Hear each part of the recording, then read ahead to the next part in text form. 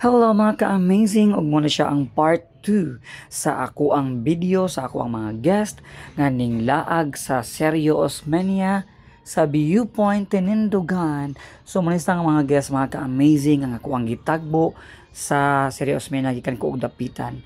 Nami karon sa Viewpoint. So inani siya kanindot ang palibot sa Viewpoint.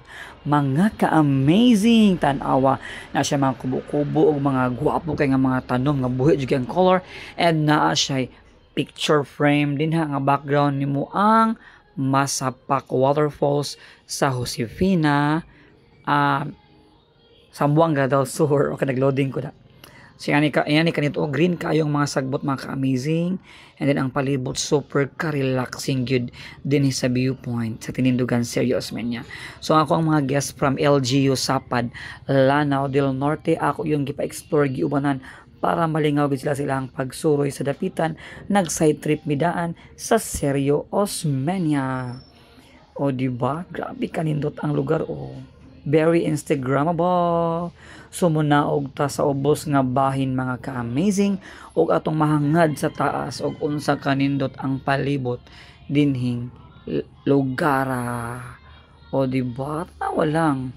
Grabe ka wow, and pag atubang sa camera naay dako nga bangko mga ka-amazing nga pwede mo mag picture o.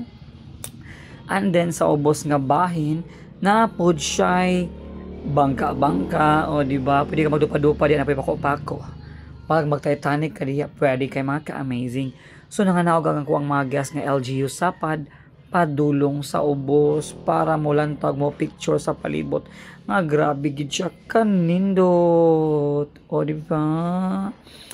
And then naglingkod-lingkod ang tanan, nagpahangin, nagpabugnaw kay timing kini mga orasa wala gyud init nga among natagamtaman, puro gyud hangin og kabugnaw.